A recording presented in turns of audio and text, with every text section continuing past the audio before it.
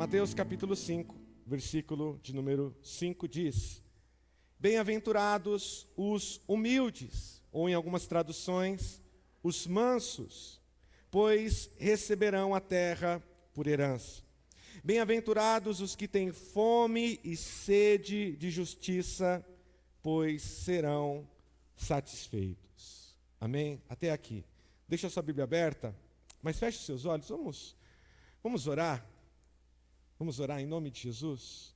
Senhor, nós te pedimos que nessa noite o Senhor fale conosco. Que o Senhor nos encontre, ó Deus, através da sua palavra. Fale, Deus, aos nossos corações, porque nós precisamos te ouvir, Senhor. Queremos, ó Pai, ouvir a sua voz. Nós desejamos e nós precisamos, ó Deus, ouvir aquilo que o Senhor tem a nos dizer. Por isso, Pai, nós pedimos, abra o nosso coração, quebranta ele, abra os nossos ouvidos, Deus. Ilumina, Senhor, a nossa mente, para que a gente possa ouvir a sua palavra, ouvir aquilo que o Senhor quer nos falar, aquilo que o Senhor quer nos dizer, possamos guardar no nosso coração, possamos compreender e possamos colocar em prática, em nome de Jesus. Amém. Amém? Amém ou não amém, irmãos? Eu tenho para mim que se existe uma coisa, pelo menos hoje eu enxergo assim, que é poderosa nessa vida, que é poderosa aqui nas nossas vidas em si, é o conselho de um pai e é um conselho de uma mãe. A gente adquire isso com o tempo, né? Essa capacidade de enxergar, essa capacidade de ver isso. Eu acredito que todo mundo aqui já viveu, já vivenciou algo parecido. O pai ou a mãe diz alguma coisa, e aí a gente que é mais novo, a gente quando não tem muita maturidade, a gente que está começando a vida, a gente pensa assim, não sabem de nada. Esse povo é todo quadrado, é antiguado, as coisas mudaram, o tempo mudou. Quando a gente é mais novo, a gente acredita que conhece tudo. Quando a gente é mais novo, a gente pensa que sabe de todas as coisas. A gente conhece tudo, conhece a todos. A verdade é que a gente prefere seguir o nosso próprio caminho. Quando a gente é mais novo, a gente quer seguir o nosso próprio caminho. E melhor ainda, seguir o nosso próprio caminho sendo bancado por outro, que é a melhor parte, né? Faça do seu jeito, mas que alguém te banque. Isso é maravilhoso. E olhando para trás, e lembrando de muita coisa, a gente acaba chegando em um momento da vida em que a gente fala assim, não é que eles tinham razão? Acho que todo filho, ele tem um momento da vida que ele lembra do conselho do pai, que ele lembra do conselho da mãe, e depois de talvez dar muita cabeçada, depois de errar bastante, depois de cair, depois de tropeçar, depois de se ferir, aí ele reconhece, aí ela reconhece, não é que ele, não é que ela, não é que os meus pais, ou talvez se você foi criado pelos seus avós, por um tio, não é que eles tinham razão. Sabe, olhando para tudo isso, a gente chega à conclusão que o problema nunca foi a informação em si. Nunca foi aquilo que o pai falou, o conselho do pai, talvez nenhum momento em que o conselho foi dado. O problema sempre foi a nossa resistência. Afinal, a gente era novo, a gente era imaturo, a gente não conhecia nada da vida. E é curioso que na nossa vida, em geral, existem momentos que só depois que nós nos rendemos, existem momentos que só depois que nós nos submetemos a um conselho, a uma ideia, a um alerta, às vezes a uma pessoa, depois que nós baixamos a nossa guarda e nós finalmente falamos, tá, ok, eu quero ouvir, tá, ok, eu vou te ouvir, ok, me diga, o que eu tenho que fazer? Somente depois disso que a gente começa a enxergar o mundo de outra forma. E depois que a gente começa a enxergar o mundo de outra forma, a gente começa a desejar as coisas de outra maneira também. Se você olhar para trás, para aquilo que você antigamente achava que era careta, para aquilo que você achava que era ultrapassado, para aquilo que você achava que era exagerado, da parte do seu pai, da sua mãe, do seu avô, da sua avó, do seu tio, da sua tia, hoje talvez seja exatamente aquilo que faz sentido para você. Hoje você olha e fala assim, olha, não é só que eles tinham razão, eu queria isso. Se eu pudesse voltar no tempo, talvez hoje você não tenha mais a oportunidade. de poder chegar no papai, chegar na mamãe e falar assim: olha, mãe, me perdoa a minha vida, perdão por ser tão cabeçudo, por ser tão cabeçuda. Olha, desculpa, talvez hoje não dá mais tempo, papai e mamãe não estão aqui, talvez você ainda tenha tempo. Talvez você é ainda a pessoa que vai quebrar um pouco a cabeça, vai ainda viver essa vida para depois chegar nesse dia. Mas vai chegar, fica tranquilo que vai chegar. A questão é que é exatamente isso que Jesus está tratando aqui nesse ponto das bem-aventuranças. No domingo passado nós finalmente iniciamos essa parte de Mateus, esse trecho do Evangelho, que vai do capítulo 5 até o capítulo 7, onde nós encontramos o famoso sermão de Jesus, o sermão do monte, o sermão da montanha. E é logo aqui no início desse sermão que Jesus ele nos apresenta aquilo que nós chamamos e aquilo que nós conhecemos como bem-aventuranças. Ao começar o seu ensino, Jesus, ele não nos dá regras, Jesus não nos dá mandamentos que nós devemos cumprir para então fazer parte do seu reino. Não, ao começar o seu ensino, e é um ensino poderoso de Jesus aqui, ele nos apresenta as características, aquilo que está no DNA daquele que faz parte do reino de Deus. Essas aqui são características daqueles que fazem parte do reino de Deus, daqueles que estão debaixo do governo de Jesus. E note uma coisa, se você talvez não estava no domingo passado, mas é bom sempre frisar para você lembrar isso e nunca esquecer. Essas características, elas não estão isoladas. Não é como se cada pessoa olhasse para esse texto do capítulo 5, do versículo 1 até o versículo de número 12, e falasse assim: olha, sabe, eu sou mais pobre em espírito. A outra pessoa fala assim: não, sabe, eu sou mais manso. Não, não é uma coisa ou outra aqui. Todas essas características nos dizem da completude de quem participa do reino de Jesus. Não é um ou outro, é um e outro. É pobre em espírito, é os que choram, é os mansos, é os que têm fome e sede de justiça, os misericordiosos, os puros de coração, os pacificadores e aqueles que são perseguidos. Tudo isso são características que fazem parte de um único crente, de um único cristão, de uma única pessoa que faz parte do reino de Jesus. E o interessante é que essas bem-aventuranças, elas não estão isoladas, pelo contrário, elas estão conectadas, e elas nos mostram uma progressão naquilo que Jesus está ensinando. É um passo a passo, é um degrau a mais, é um passo novo. Então, no domingo passado, nós vimos o versículo de número 3, bem-aventurados os pobres de espírito. Logo no início, Jesus ele aponta para a necessidade que nós temos de enxergar e de reconhecer a nossa falência espiritual. Eu sei quem eu sou diante de Deus, eu sou um pecador. Diante de um Deus santo, diante de um Deus belo e maravilhoso, eu não sou nada. A verdade, em outras palavras, é que a porta de entrada para o reino de Deus é admitir que nada nós temos, que nada nós podemos oferecer e que nós dependemos totalmente e exclusivamente da ajuda e da ação de Deus. A primeira coisa que Jesus ele nos mostra como características de quem faz parte do seu reino é bem-aventurados os pobres em espírito. Logo em seguida ele continua, versículo 4, Jesus diz: bem-aventurados os que choram, porque eles serão consolados.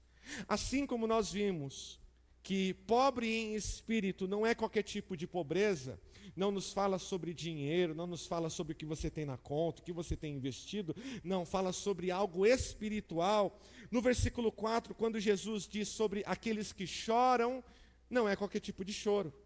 Esse choro aqui não é uma tristeza pelas dores da vida, mas é um tipo de choro por causa da nossa pobreza espiritual. Eu, primeiramente, em primeiro lugar, reconheço quem eu sou diante de Deus.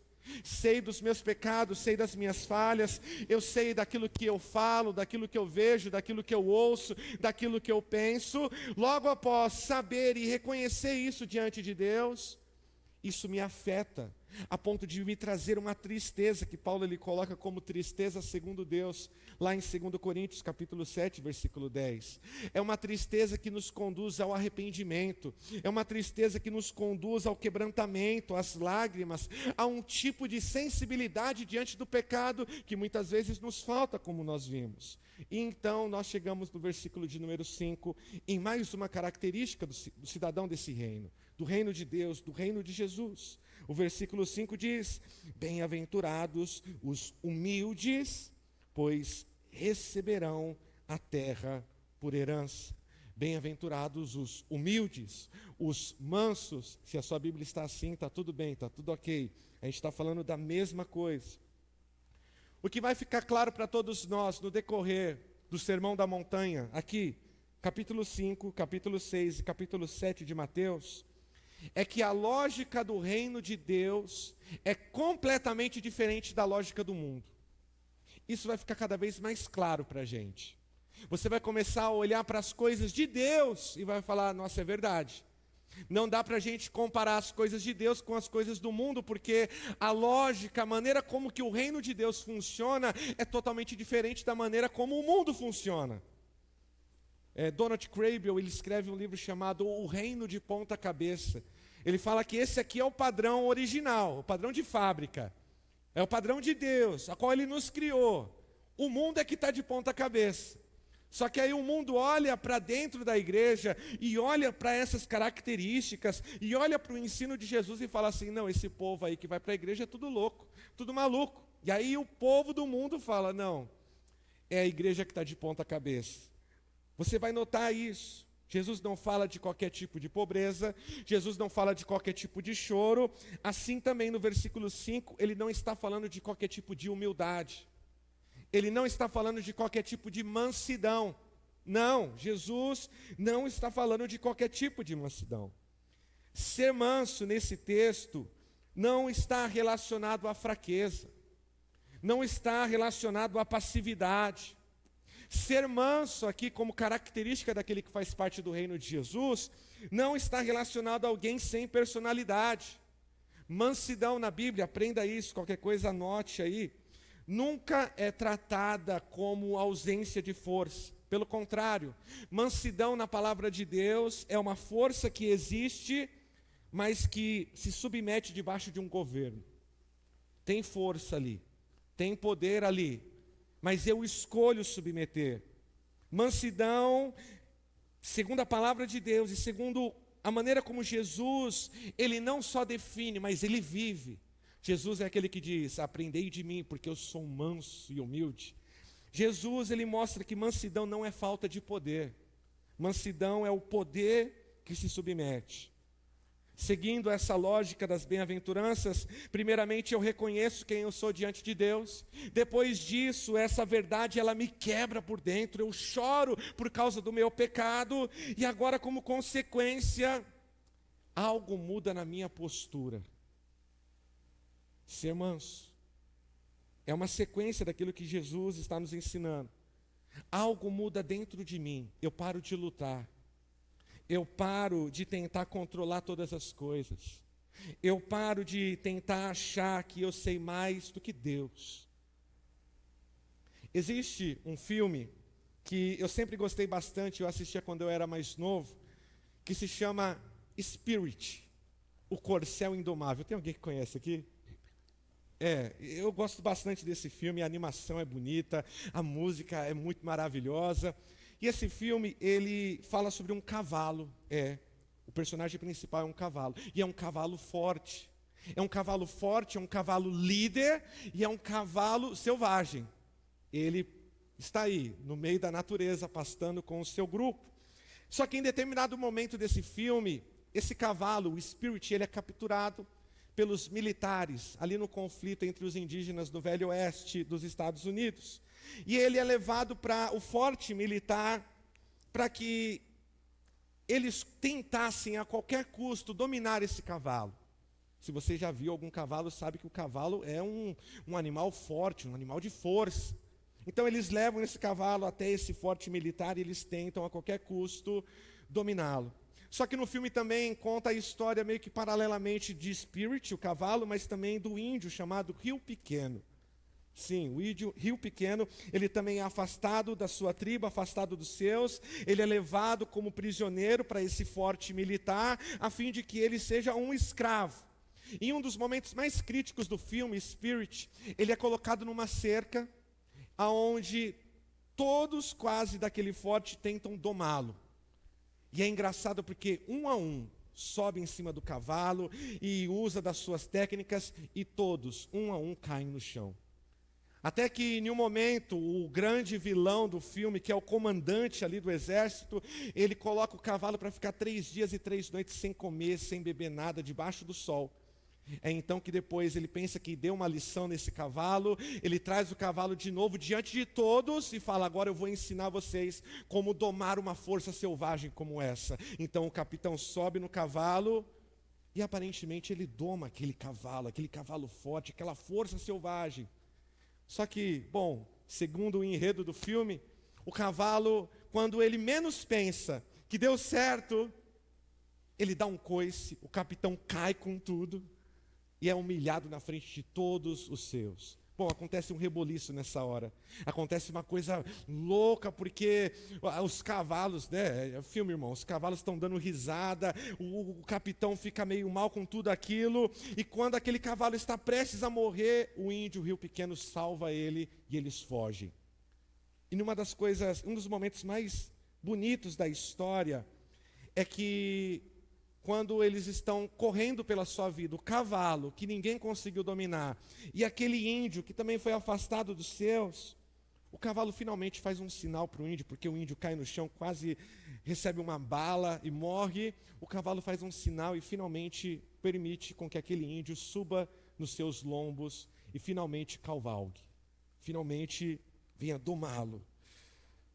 É exatamente sobre isso que Jesus está ensinando. O cavalo, ele entende que alguém é digno, alguém salvou a vida dele. Então, aquela força ainda existe. É uma força da natureza, é uma força selvagem, é um animal forte. Só que agora ele, de maneira consciente, se rende a quem o salvou. Jesus está nos falando sobre isso. Ser manso, ser humilde, não é perder a voz. Não é deixar de pensar, não é se tornar alguém apático. Ser manso, segundo a característica do reino, é você abrir mão de si mesmo. É você confiar que Deus, Ele governa todas as coisas, inclusive as nossas vidas, e governa muito melhor. Então eu me submeto. Então eu baixo as minhas defesas, eu baixo as minhas guardas.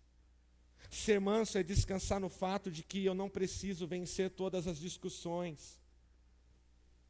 Os maridos que o digam, não é verdade? Ser manso, como Jesus, é entender que eu não preciso provar que eu estou certo a todo tempo, a todo momento, e as pessoas, elas precisam me engolir, como diria o profeta Zagalo. Ser manso é abrir mão dos próprios direitos conscientemente.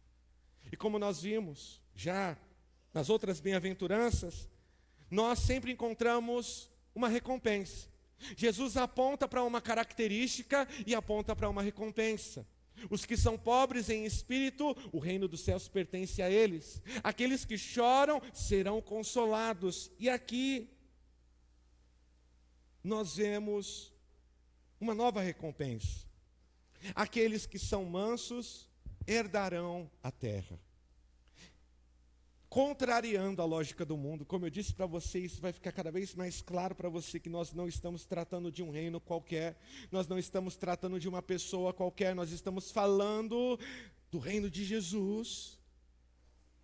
Contrariando a lógica do mundo, Jesus não diz que nós vamos conquistar, ou que nós demonstraremos as nossas forças, igual eu ouvi um pastor esses dias, e você vai fazer com que as pessoas se ajoelhem diante de você. Peraí, tem coisa de errado, né? Diante de Deus. Enquanto conquistar traz a ideia de esforço, enquanto conquistar traz uma ideia de disputa, de imposição, herdar, esse é o verbo que Jesus usa. Eles herdarão. Herdar nos fala sobre identidade. Herdar traz a ideia de pertencimento. Quem herda, não herda pela força. Quem herda algo, recebe porque faz parte da família. Quem herda, recebe porque tem um nome, porque está incluído. A recompensa de quem é manso, segundo Jesus, é receber aquilo que muitas pessoas matam e morrem aí no mundo, e que elas nunca vão conseguir alcançar pela força própria, pela força do seu braço. Ser manso é herdar, é receber de Deus a terra. Até aqui, Jesus, ele nos ensinou algumas coisas importantes do caráter daquele que faz parte do seu reino. Ele nos mostrou que a pessoa precisa ter uma consciência de quem é. Você precisa saber não só dos seus limites, mas você precisa saber que você não é melhor do que ninguém, e todo mundo aqui está no mesmo bolo. Somos pecadores, somos falhos, necessitamos da misericórdia de Deus. Ele também nos mostrou que essa consciência que nós temos de quem nós somos não é apenas intelectual, não é porque eu sei que eu sou pecador. Não, isso também produz quebrantamento, produz arrependimento dentro de mim.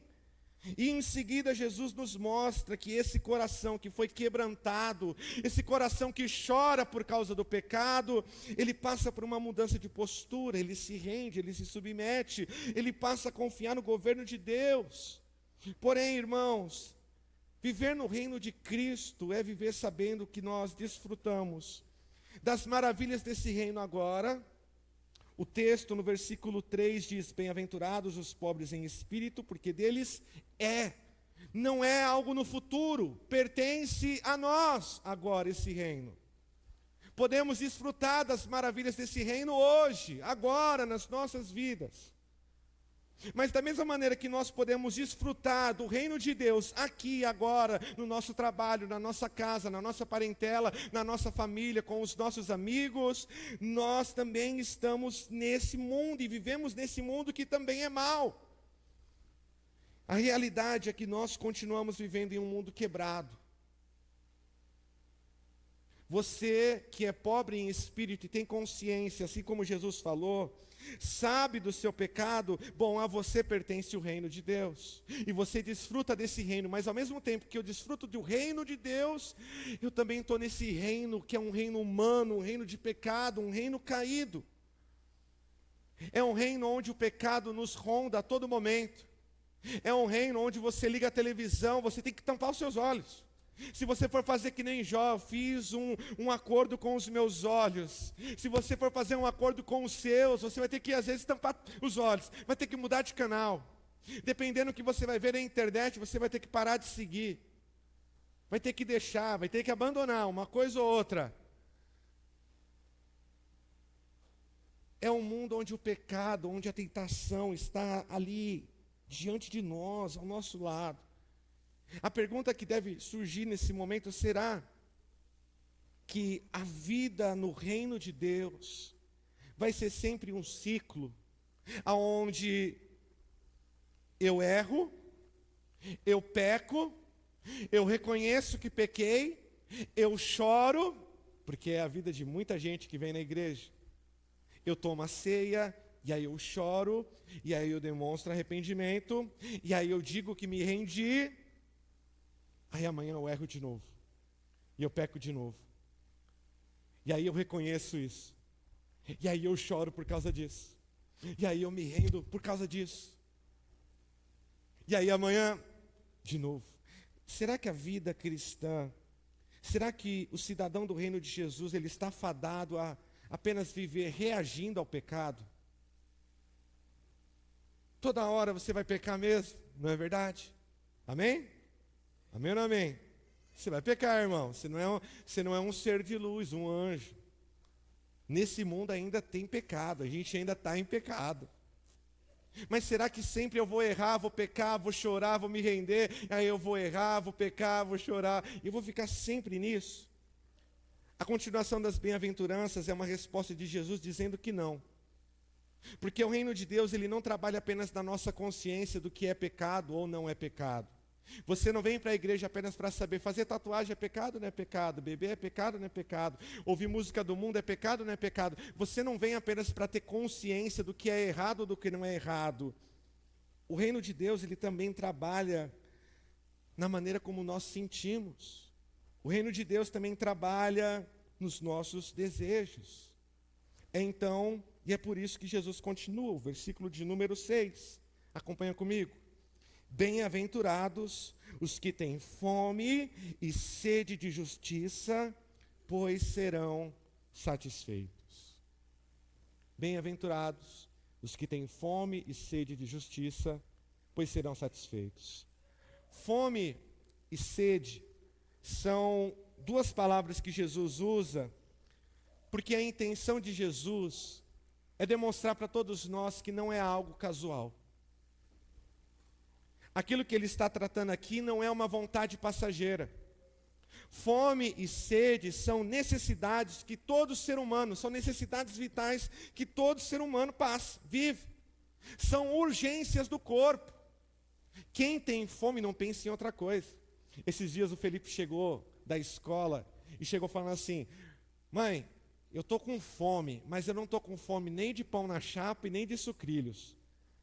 Eu virei para ele e falei assim: não, peraí, então você não está com fome, é que você não quer comer pão na chapa nem sucrilhos. Porque quem está com fome, irmão, come o pão na chapa, come a chapa, come os sucrilhos, come a caixa dos sucrilhos, não é verdade?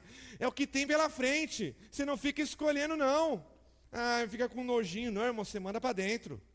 Quem está com sede, sede de verdade, não é essa sede que dá no meio do culto, que você fica andando toda hora e toma água e volta. Tudo bem que eu acho que é uma sede que dá, né? Falam que a água da igreja é muito gostosa.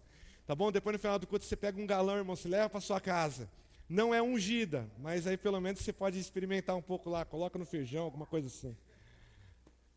Quem tem fome, quem tem sede, não pensa em outra coisa, são desejos, são necessidades. Jesus, ele está falando aqui de algo essencial, não de algo opcional.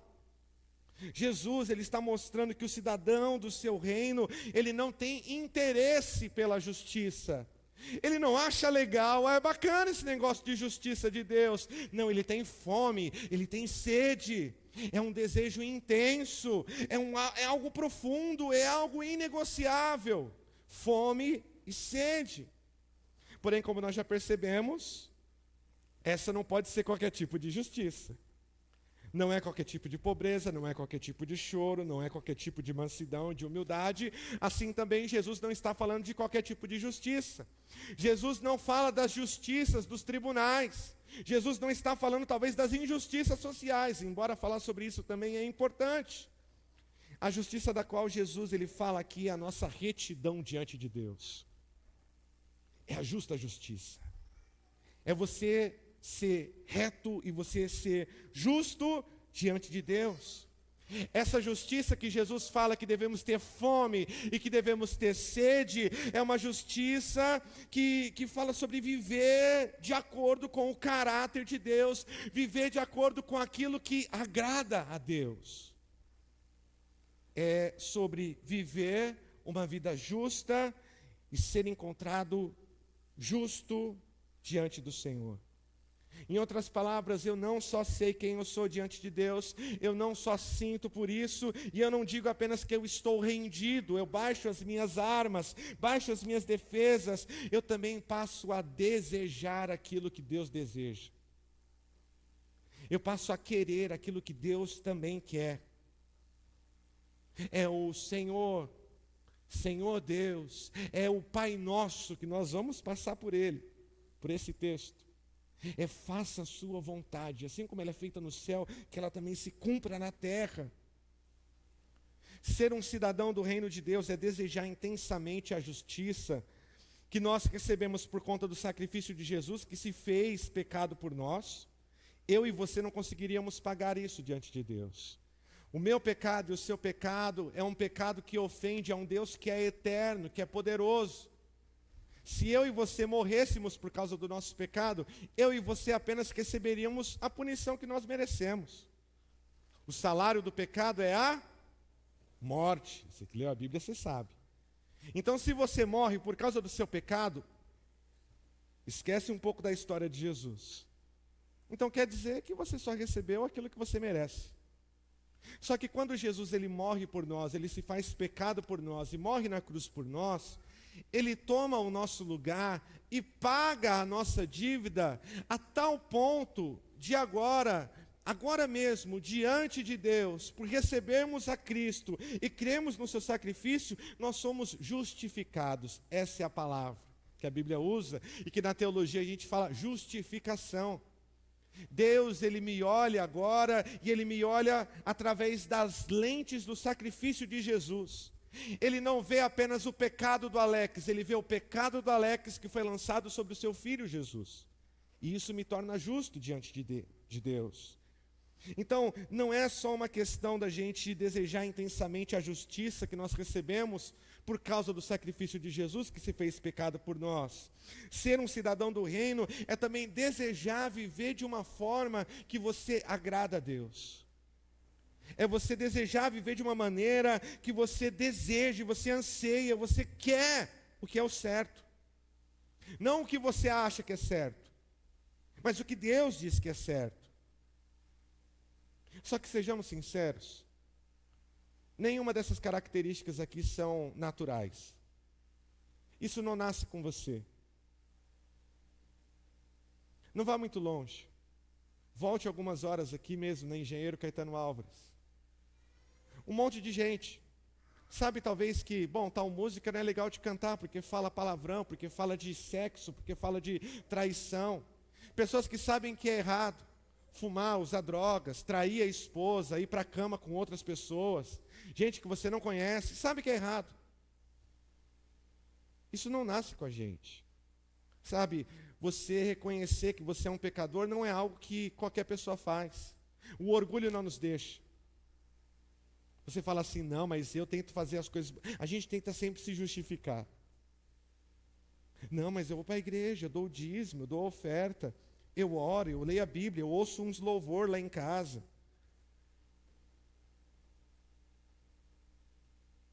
A justiça de Deus, ela não nasce no nosso coração por acaso. Você está andando na rua, ups, tropecei, agora você achou a justiça de Deus. Não. A verdade é que nada no Sermão do Monte é natural ao ser humano. O nosso coração, ele procura resistir a Deus. As nossas vidas nós vivemos para que venhamos viver com autonomia. Quem é que gosta aqui de ficar prestando contas de tudo que faz para os outros? Você não gostava de fazer isso com seu pai, com a sua mãe? Você, marido, não gosta de fazer isso com a sua esposa? Você, esposa, não gosta de fazer isso com o seu marido? Que hora você vai sair? Que hora você vai voltar? Com quem você estava? Me passa o contato. Se atrasou 5 minutos, já está ligando. Ninguém gosta de ter que expressar e falar da sua vida e depender a sua vida de outra pessoa. Não é algo natural de nós, não nasceu com a gente, não é algo que está dentro da gente quer autonomia. O jovem quer sair da casa do pai porque ele não aguenta, ele quer fazer do jeito dele, porque o pai, a mãe faz errado, segundo ele. E aí o primeiro boleto que vem da Enel no seu nome, primeiro cartão de crédito que você recebia R$2.000, você gastou 5. Primeiro boleto que vem, você tem que pagar, você fala, meu Deus do céu, volta o tempo, onde tem uma máquina do tempo. O nosso coração deseja autonomia, nós queremos fazer as coisas do nosso jeito, nós queremos continuar no controle. É por isso que o agente de cada recompensa, aquele que concede cada recompensa, é o próprio Deus.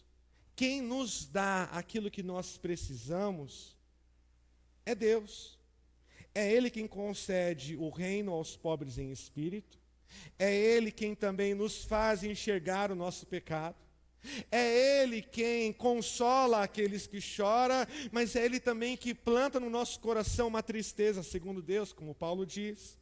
É Deus quem nos faz herdar a terra, mas também é Deus quem nos torna mansos. É Ele quem trabalha no nosso desejo, no nosso coração. É Deus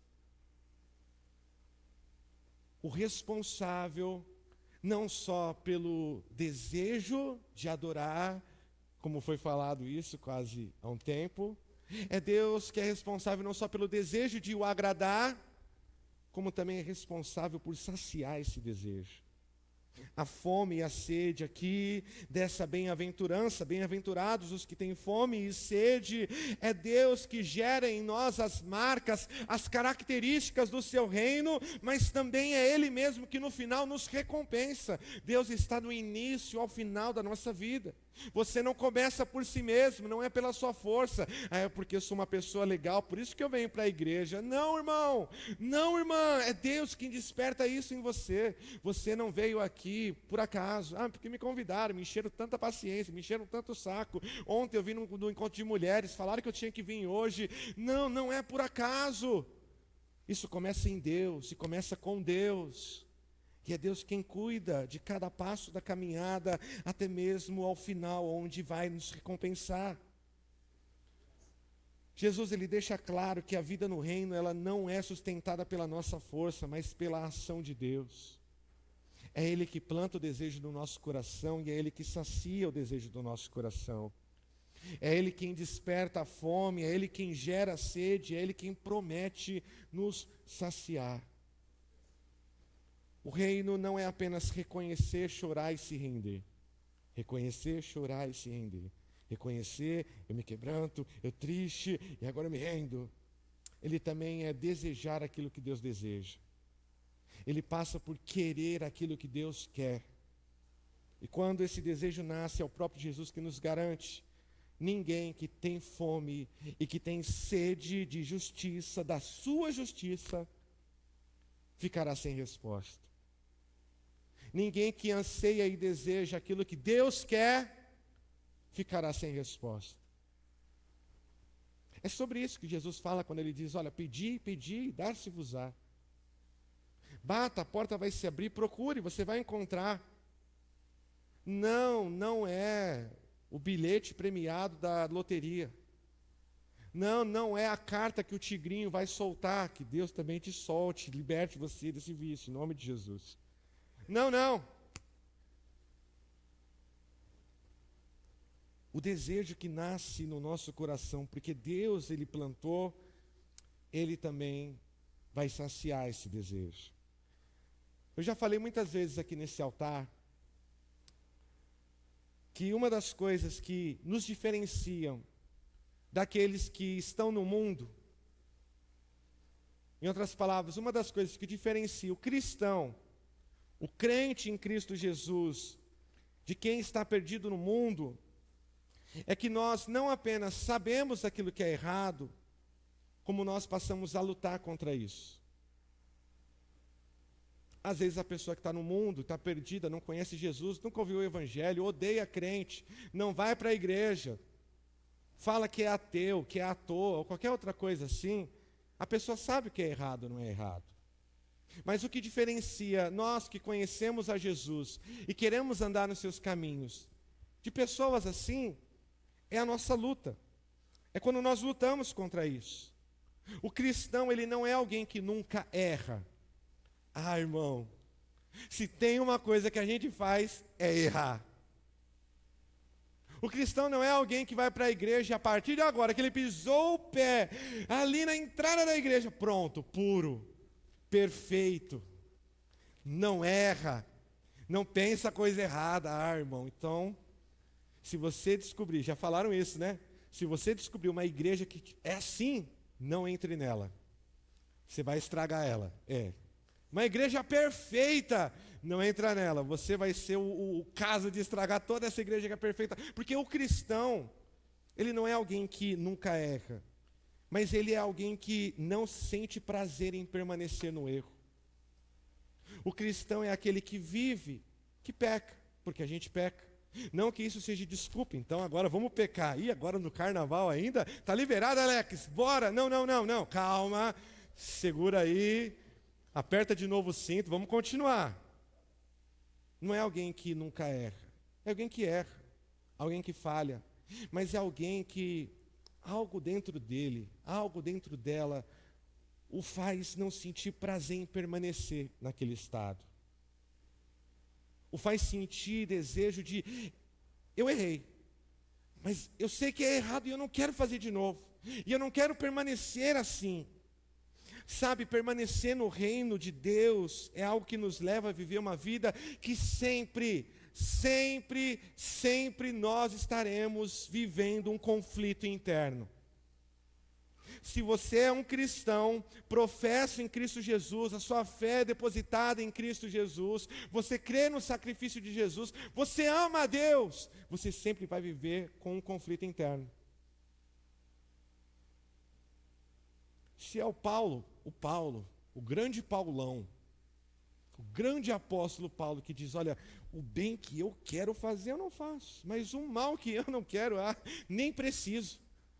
Esse sim eu faço. É Paulo que diz, olha, eu chego a esmurrar o meu próprio corpo. A gente vai errar, a gente vai falhar, a gente vai pecar. Mas não faz sentido nenhum cristão permanecer no erro, ter prazer em continuar errando. É você ver a pessoa há 1 ano, 2 anos, 3 anos, 5 anos, e a pessoa continua com aquela mesma luta, não teve um passo para frente. Que pelo menos você deu um passo para frente, 2 para trás, foi mais um para frente, é quase que uma dança, mas sabe aquela pessoa que continua igual? O diabo continua, usando aí o termo do mês, o diabo continua sambando na cara do crente. E continua. E a vida parece que não muda. Não é possível dizer que Jesus, ele governa as nossas vidas, enquanto o pecado, ele governa os nossos desejos. Não é possível você vir à igreja cantar dizendo, Senhor, eu me rendo, eu estou rendido, Senhor, eu estou aos seus pés, eu me lanço aos seus pés, só que no seu íntimo, só que ali aonde ninguém vê, quando as luzes se apagam, quando a igreja fecha e quando você está sozinho na sua casa, quem governa mesmo a sua vida e quem governa os seus desejos é o pecado que está dentro de você. Não dá, irmão. Não dá para você viver uma vida dividida, mas a gente vai falar sobre isso talvez no próximo domingo. Como nós vimos na semana passada, o problema não é a existência da luta interna. Como eu disse, todo cristão, ele vai passar por uma luta interna. Às vezes o seu problema vai ser com pornografia, às vezes vai ser com adultério, às vezes vai ser com a mentira, vai ser com a fornicação, vai ser com a fofoca. Eu não sei qual que é a sua luta interna, cada um aqui tem uma, amém? Todos nós, ninguém aqui é premiado. Alex, aqui eu tenho umas 3. São 3 frentes de batalha. Então, irmão, mais joelho no chão, mais oração, mais jejum. Todos nós vivemos uma luta interna.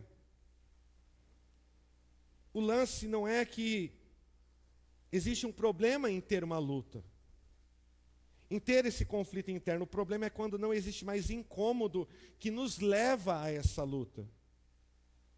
O grande problema não é que exista uma luta dentro do seu coração, é a carne e o espírito, eles lutando entre si dentro de você. O problema é quando não existe mais incômodo dentro do seu coração que te leva a lutar. O problema é quando nós começamos a conviver muito bem, começamos a viver demais, assim, bem demais, e conviver bem demais com aquilo que nós sabemos que entristece Deus.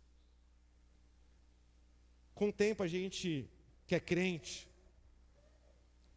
e eu tenho aí quase mais de 17 anos, eu tentei contar um dia, sou muito ruim disso, mas eu tenho tempo. E um problema nosso, cristão, de todos nós, é que com o passar do tempo nós desenvolvemos uma habilidade muito perigosa, que é a habilidade e a capacidade da gente administrar os pecados.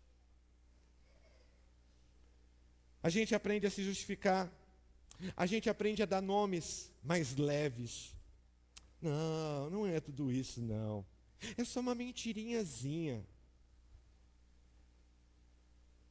Não é tudo isso não. A gente tenta tratar, sabe, é gerenciar mesmo, é administrar o pecado. Olha, mas e se eu fizer isso aqui de errado, mas e se eu fizer isso aqui de bom? Na balança de Deus, a gente vai estar aqui assim, equilibrou. Legal, você fez aquilo que desagrada a Deus, aquilo que é errado com a sua família, aquilo que é errado com a sua casa, aquilo que é errado com o seu patrão, aquilo que é errado com o seu cliente. Mas eu fui para a igreja e eu chorei muito na hora do louvor. Então, se colocar na balança, está tudo por igual. Não. Não. O problema não é o cristão. Não é que o cristão ele nega aquilo que é errado. É que ele para de lutar contra isso. Primeiramente vem um desânimo. Você não luta porque você está desanimado. Você não luta porque você pensa assim: para que eu vou lutar de novo? Aí depois do desânimo, vem uma mente toda nebulosa. E aí você tenta começar a conversar e falar assim: será que se eu arrumar tudo bonitinho aqui, eu consigo deixar o pecado da onde ele está? Eu consigo arrumar uma caminha, um cantinho para Deus? A gente começa a administrar. O Sermão do Monte, ele não trata apenas do que nós fazemos quando nós erramos. Do fato de nós reconhecermos quem nós somos, do fato de nós chorarmos por isso, do fato de nós baixarmos as nossas defesas. O Sermão do Monte também trata sobre aquilo que nós desejamos enquanto nós vivemos. O que nos falta hoje, irmãos, não é informação. Qualquer influenciador na internet, você vê fazendo aquelas caixinhas de pergunta, e aí se pergunta, e você sabe, e você pesquisa, joga no Google. Pode pecar, não pode pecar? Pode fazer tatuagem, não pode? Sempre quando eu fazia, eu sumi um pouco das redes sociais, porque eu falei, meu Deus do céu, que lugar terrível. Falei, esse mês eu não quero pisar muito no Instagram, é tóxico esse lugar. Mas quando eu abri a caixinha de perguntas do meu Instagram, sempre vinha uma pergunta assim: Alex, eu posso fazer tatuagem? Alex, olha, é que eu vou casar daqui a 3, 4 anos, eu posso dormir com a minha namorada? Sabe, são perguntas que você sabe a resposta, você não precisa, mas mesmo assim a gente responde. Engajamento, né, Júlio? Precisa responder, né? A gente precisa fazer a rede social, continuar e tal. Mas o problema não é falta de informação. Não é saber o que é errado ou não é errado. O que nos falta é desejo por aquilo que é certo. Não falta você saber se isso é bom ou é ruim. Falta você desejar ardentemente, intensamente no seu coração o que é certo. Ser manso e ter fome e sede de justiça é um estado de rendição, de submissão, aonde o nosso coração passa a desejar aquilo que agrada a Deus.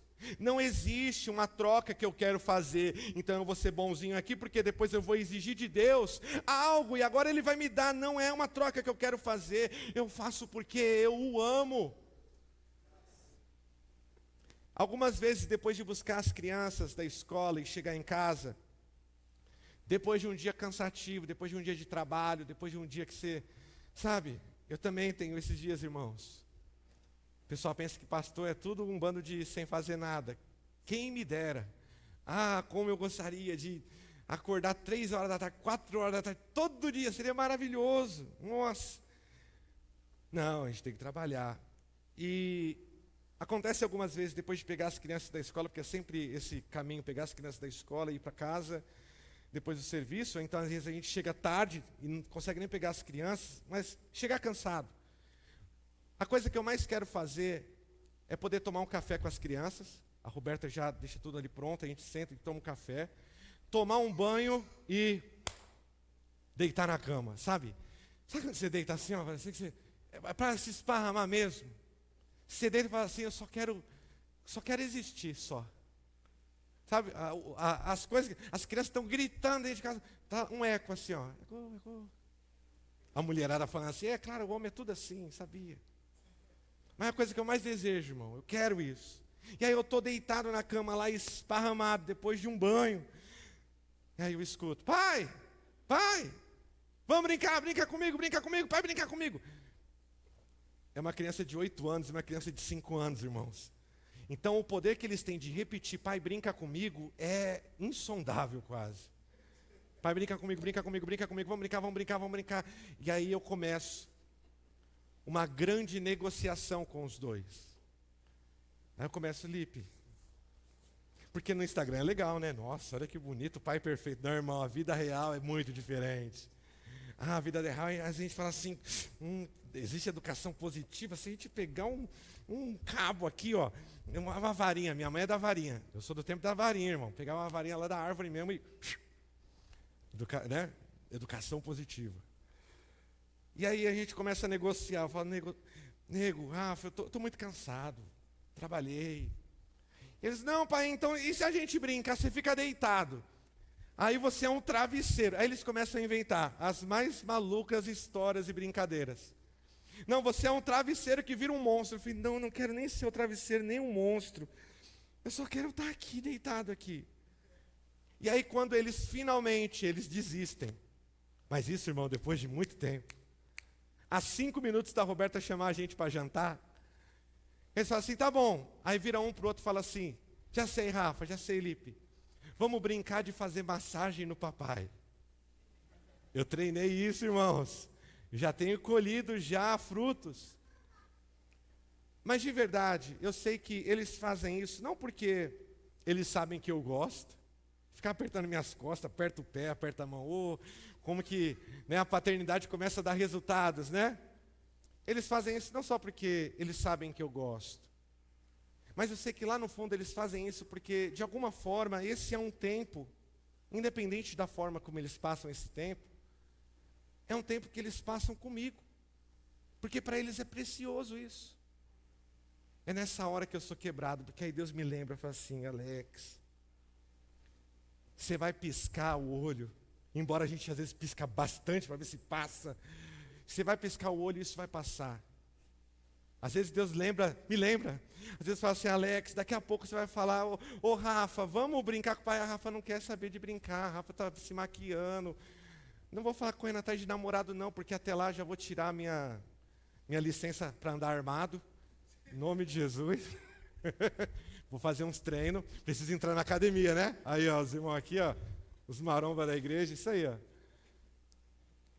Mas uma hora, aí Deus fala, uma hora isso vai acabar. E aí eu levanto e falo assim, tá bom, vamos brincar. Só que, irmão, eu vou destruir. Eu falo, vamos brincar então do travesseiro que se torna monstro. Eles fazem isso porque para eles é um tempo importante que eles passam com o pai. Ter o pai presente é maravilhoso. Eu sei que tem muita gente que às vezes não teve isso.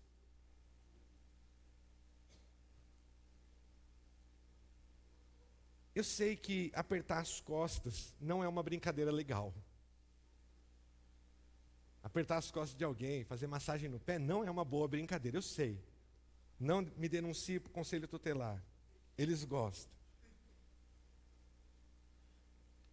Mas, de verdade, irmãos, eles fazem porque eles querem estar comigo. Porque às vezes eu não dou motivo. Eu, que sou falho, eu não dou motivo. Às vezes eu grito, às vezes eu perco a cabeça. Mas ainda assim eles querem. Às vezes você dá uns 5 minutos, como dizem, você fala, vai para lá, não aguento mais. Mas daqui a pouco, dá 5 minutos, eles voltam.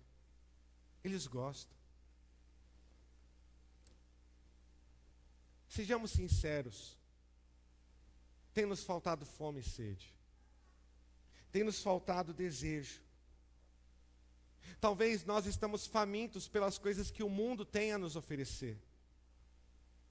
Nós gastamos a nossa vida e nós nos doamos e nos desgastamos e entregamos a nossa energia com aquilo que o mundo tem a oferecer e nos tem faltado fome e sede pela justiça de Deus e por Deus. Se aquilo que mais desejamos nessa vida não é agradar a Deus, então nós precisamos ser honestos de quem realmente está no governo das nossas vidas. Quem realmente está no governo dos nossos desejos. Eu falo isso a você, irmão, como alguém que também precisa.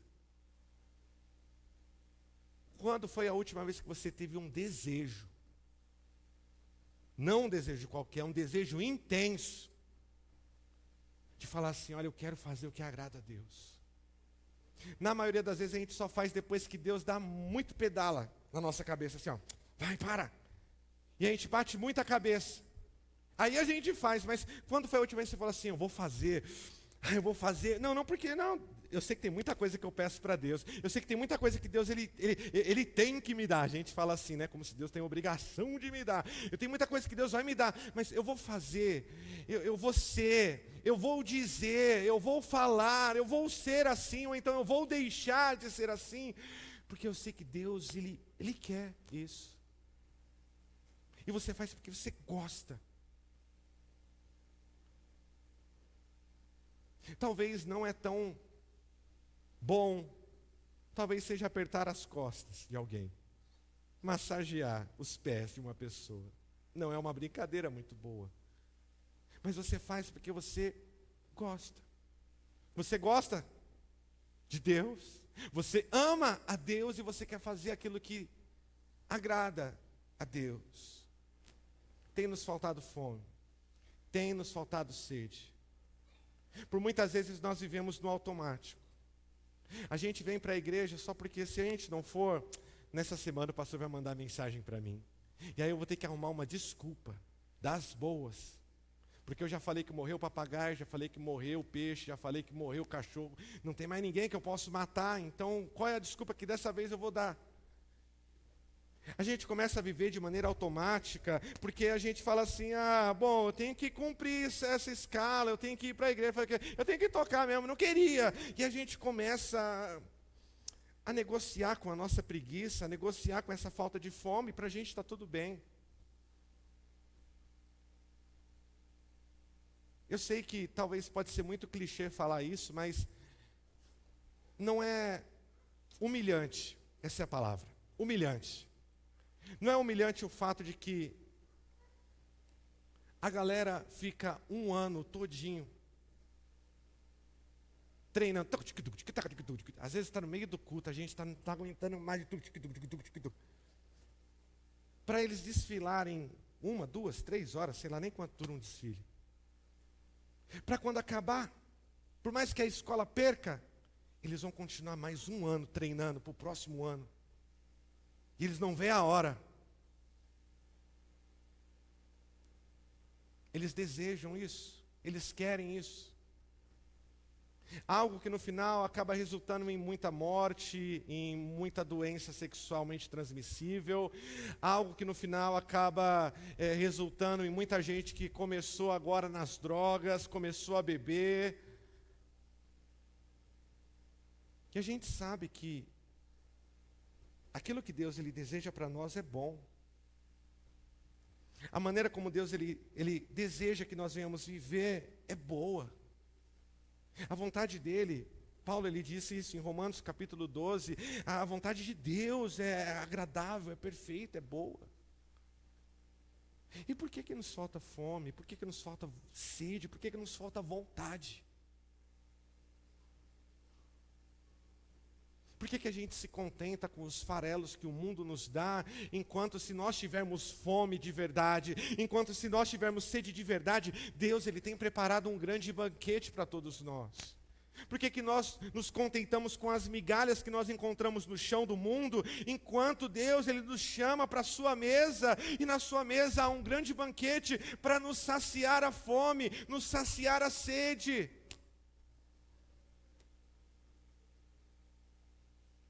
Hoje existe um apelo.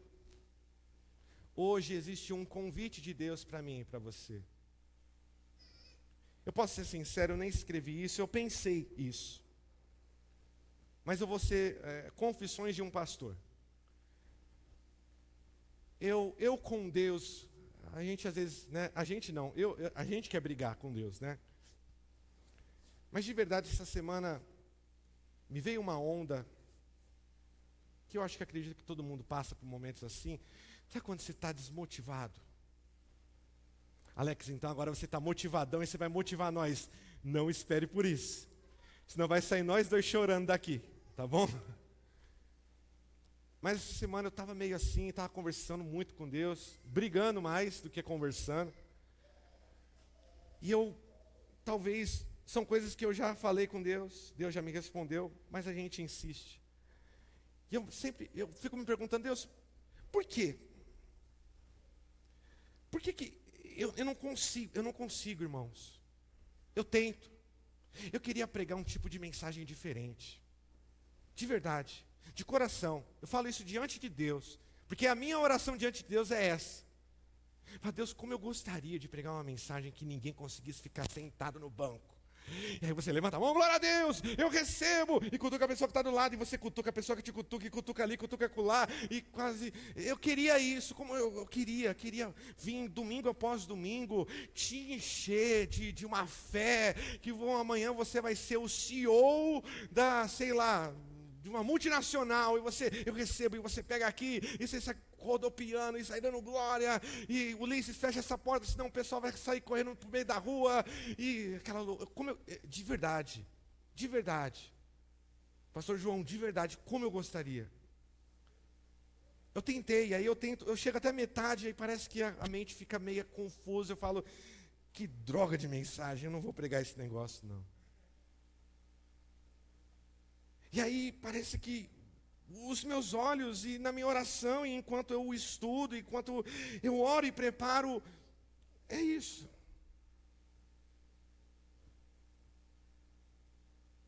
Como eu queria que você saísse daqui, irmão, feliz da vida, com a sua vida.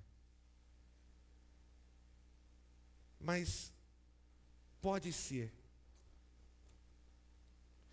que Deus, Ele não queira que você saia hoje feliz da vida com a sua vida. Talvez Deus, Ele queira que você saia hoje, e nos últimos domingos, e possivelmente nos próximos, triste. Alex, a minha vida já é miserável, já é triste demais.